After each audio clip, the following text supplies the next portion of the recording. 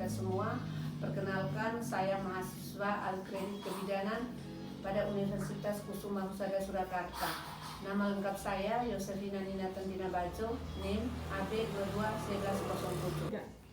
Pada kesempatan ini saya akan melakukan ujian OSCE tentang edukasi pendidikan kesehatan tentang diaperas dan oral trust. Selamat siang.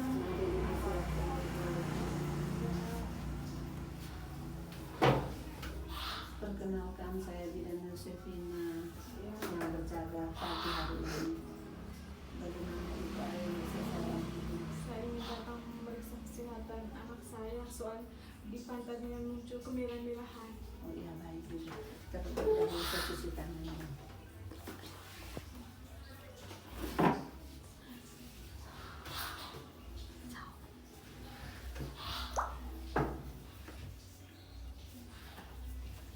Jadi baik Ibu, saya periksa dulu bayinya. Setelah saya melakukan pemeriksaan, bayi Ibu sehat, baik. Kalau mengenai keluhan Ibu tentang merah-merah pada pantat bayi, itu hal yang tidak normal sih sebenarnya. Jadi itu bahasa medisnya diaperas, bahasa sehari-harinya ruam pada bayi. Jadi itu diakibatkan karena kurangnya kebersihan. Baik, pada kesempatan ini saya akan menjelaskan pengertian tentang diaperas atau ruam popok. Adalah peradangan kulit yang terjadi pada area popok. Hampir sebagian besar bayi pernah mengalami hal tersebut. Ruam popok pada umumnya dialami oleh bayi berusia 4-15 bulan. Penyebab diaperas itu sendiri karena kebersihan yang tidak terjaga. Yang kedua, bayi sering buang air. Yang ketiga, bayi sedang mengkonsumsi antibiotik atau bayi yang mendapat antibiotik dari air susu ibunya. Tanda-tanda diaperas itu sendiri yaitu kemerahan pada area kulit yang terkena popok, biasanya pada daerah pantat, genitalia, hingga selangkangan. Bagaimana cara penata laksanaan diaperas itu sendiri? Yang pertama, kita harus mengganti popok yang basah dan sesering mungkin. Terus kita menghindari penggunaan tisu basah karena dapat menambah iritasi pada kulit bayi.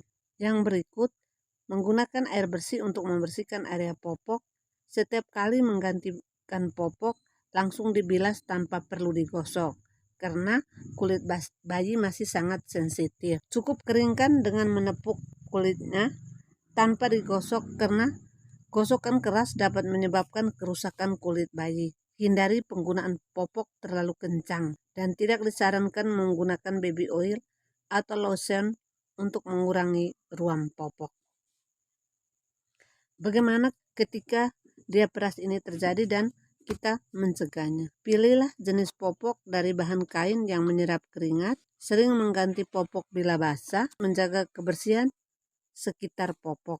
Bila terjadi keluhan, sebaiknya ibu menghubungi tenaga kesehatan atau bidan yang bertugas di tempat tinggal ibu. Berikut saya langsung menjelaskan tentang oral trust. Pengertian oral trust tersebut adalah kandidiasis selaput, lendir, mulut, biasanya mukosa dan lidah, dan kadang-kadang palatum gusi serta lantai mulut. Gejala oral trust itu sendiri tampak bercak keputihan pada mulut seperti bekas susu yang sulit dihilangkan. Bayi kadang-kadang menolak untuk minum atau menyusui. Mukosa mulut mengelupas. Lesi atau luka-luka banyak pada selaput lendir mulut sampai bibir memutih, menyerupai bekuan susu yang melekat bila dihilangkan dan kemudian berdarah. Bila terjadi kronis, maka terjadi granulomatosa atau lesi berbentuk benjolan kecil menyerang sejak bayi sampai anak-anak yang berlangsung lama hingga beberapa tahun akan menyerang kulit anak. Gejala yang muncul adalah suhu badan anak sampai di atas 40 derajat Celcius. Anak tak mau makan atau makanan dimuntahkan, tak mau susu, bahkan ASI, dan bayi tampak gelisah. Bayi banyak mengeluarkan air liur lebih dari biasanya. Secara psikis dia akan rewel. Bagaimana upaya agar oral terus tidak terjadi pada bayi. Yang pertama, mencuci bersih botol dan dot susu. Setelah itu diseduh dengan air mendidih atau direbus.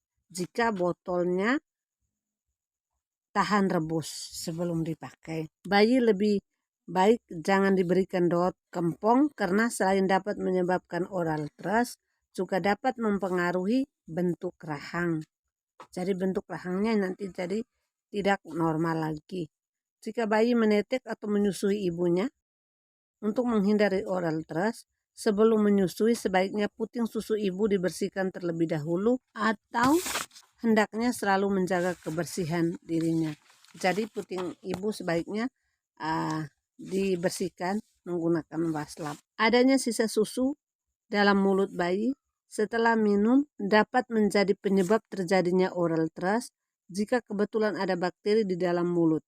Untuk menghindari kejadian tersebut, bayi selesai minum susu 1-2 sendok teh air matang untuk membilas air susu yang terdapat pada mulut. Tetapi apabila bayi yang masih berusia 4 bulan, sebaiknya tidak usah diberikan air matang karena dia masih harus minum ASI saja. Cara merawat oral thrush pada bayi yaitu dengan cara yang pertama mencuci tangan, membersihkan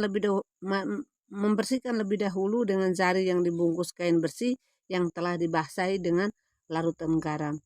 Mengoles mulut dengan gentian violet 0,25% atau 1 ml suspensin nistazin. Membuang kain sehabis dipakai. Apabila setelah dilakukan perawatan dan bayi masih mengalami oral thrush bertambah parah seperti mukosa kelihatan putih bertambah atau bertambah merah, segera konsultasikan ke dokter atau petugas kesehatan.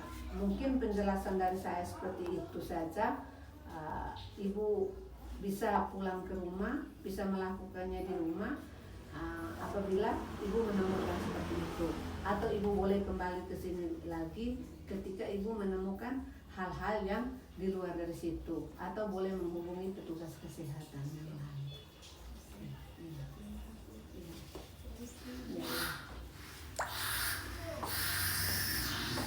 Setelah melakukan pemeriksaan, saya akan melakukan pencatatan dan pelaporan atau melakukan pendokumentasian yang terdiri dari swab.